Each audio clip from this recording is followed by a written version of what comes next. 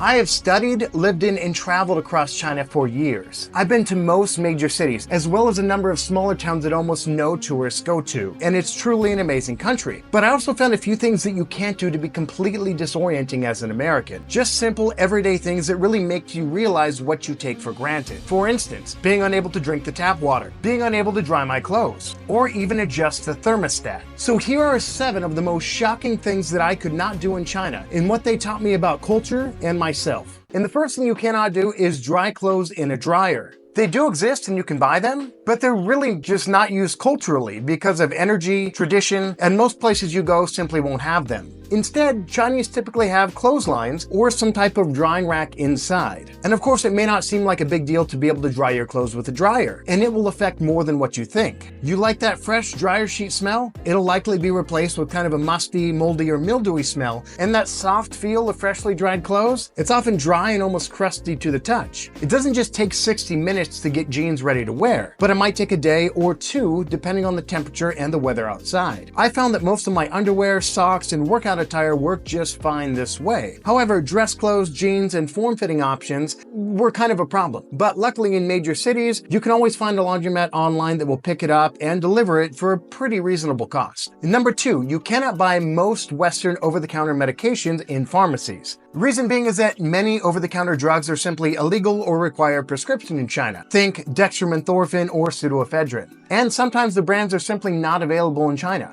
One time I was very sick with a flu-like illness. I searched online for a pharmacy, walked 20 minutes there, went in, and I asked for a medicine called Baijiahei, which is a Bayer-made medicine which I read is similar to NyQuil. I was pretty sternly interrogated by the nurse as to why I needed this drug. After discussing for a while, she did say if I had my passport and filled out some forms, I would be able to buy it. So I walked 20 minutes back, got my passport, and after filling out all kinds of paperwork, giving photocopies of my passport, I finally was able to purchase the drug. Nowadays, with the internet marketplace being what it is, I've heard that you can buy a lot more medicines online, but that will still require you to be able to speak Mandarin as well as have your e-payment set up. But even then, I don't think you're going to be able to get many of the ingredients that you were looking to find. But not to worry, Chinese medicine is older than US medicine and very advanced. Many times I've had friends go to pharmacies and get me various concoctions when I was sick, and I turned out just fine. I think the best solution is simply decide what you need beforehand and be sure to pack it in your luggage. I almost always have sleeping pills for jet lag, NyQuil in case I get the flu and get ill,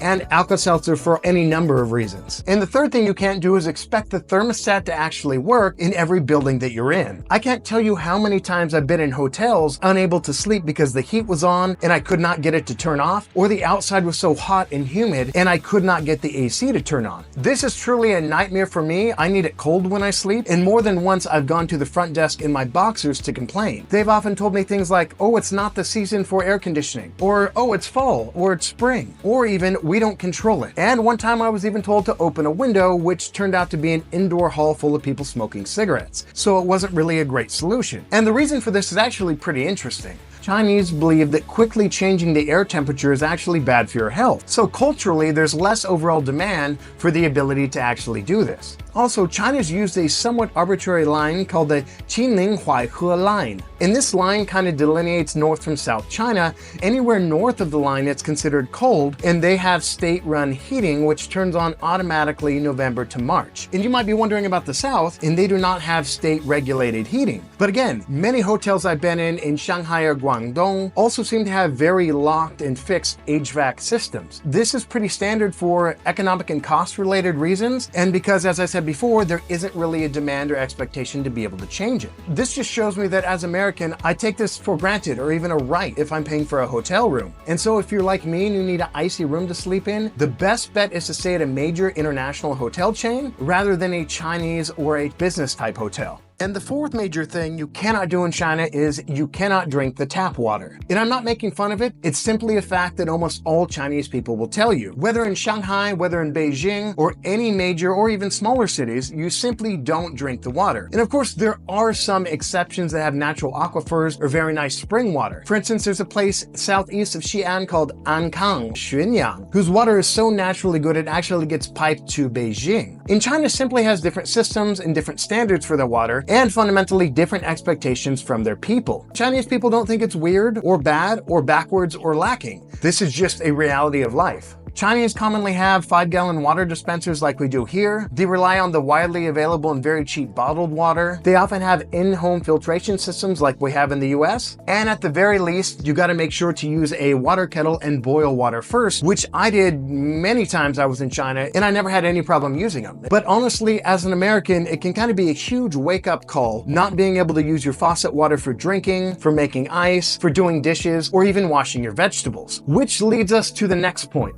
You cannot get salads in most places that you go, including restaurants. I mean, I love salad, like a real raw salad with lettuce, cucumbers, dressing, croutons. But in China, vegetables are almost always cooked, stir-fried, boiled, or pickled. And there's a few major reasons for this. Raw food is often considered hard on the stomach or cold in traditional Chinese medicine, which can therefore be harmful to your digestive tract. Also, it's just a matter of culinary preference. Many Chinese people prefer hot, warm dishes with sauces, and having raw or cold salad has never really been part of the cuisine there. If you do ask for salad in a restaurant, you might get a dish of cucumbers and vinegar, though there are a few select dishes that I've seen that are raw with a dressing type of thing. More recently, of course, in large cities and international districts, you can get salads at high-end or Western restaurants, but it's generally pretty rare still and expensive when you do find it. But if you're American like me, when you think salad, you think maybe every restaurant should have it. And you'll be surprised to see that they don't, and that your best bet for having a salad will actually be going to the market yourself, buying the necessary veggies, and assembling it at home. And the sixth thing you cannot do in China is you can't conveniently use credit cards or cash in China. Everything, in fact, is now done through your phone. Your identification, buying food, sending money to friends. You can even bypass your phone and many times use your face to pay for things. Trust me, as Americans, this will blow your mind at first. But after a week, I guarantee you'll realize how amazing and liberating it is to simply carry your phone. And in general, credit cards are almost never accepted. Maybe major international hotels and tourist spots it's possible, but I wouldn't expect it to be the norm. And in terms of cash, ATMs are still everywhere. And I definitely withdraw and carry cash as a backup, but not really as a primary currency. But as you'll find, no vendors really want to accept cash,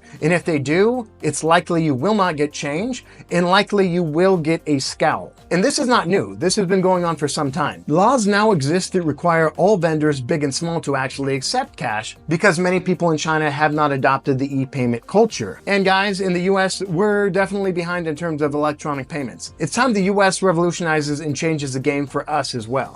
And finally, this one's a bit of a shocker for most people, and that's because public restrooms in China often do not have free TP or paper towels or tissues, and restaurants often do not give free tissues or napkins or water. And why is this? Historically, the government provided the basic good, the bathroom, but all the amenities and niceties, the comfort things, are actually meant to be the responsibility of the individual. Also, with a population so large, many times the cost of providing these free items was simply too much, as people would waste or sometimes just take them home. I mean, I've certainly done this and taken napkins from restaurants. In most restaurants, what you can actually do is order napkins for a cheap fee when you order your food. And of course, these days, with more and more high-end malls and hotels, more and more of these restaurants provide these kind of things free of charge. However, I found this to be the exception rather than the rule. Being stranded on a toilet with no TP is a horrible experience, and one time is too many. But it is something you're likely to encounter if you don't prepare for ahead of time. And I've been embarrassed many times as I stuck my dirty hands up, unsure what to do, only to have a friend shake their head, pull out a wad of napkins, and hand it over to me. And pro tip, make sure you cover your butt, literally and figuratively, by having both a dry napkin set as well as a wet napkin set. You're welcome. And guys, I'm not really trying to complain or show that China is lacking or wrong or backwards. Actually, the opposite. China is amazing, advanced beyond the US in so many ways, and just different. And that's what makes traveling so valuable. It makes you appreciate how ignorant and narrow-minded you are with regard to life. And it's not just a China thing, but simply the result of going any place that's foreign for you. And I'm gonna prove that to you next week. And I go into detail about 7 things you cannot do in the US, but you can do in China. I guarantee you there's going to be some surprises. If you are thinking or planning on going to China, there's a number of essential things you have to know and do and prepare for. And I made a guide for you where I discuss the most important ones. And if that sounds good to you, be sure to check out the video I made above. I invite all of you guys to subscribe to the Chinese Connection YouTube community. And if you have spent time in China, let me know what you thought about this list in the comments and if I missed anything you'd like to add. And we'll see you in the next video.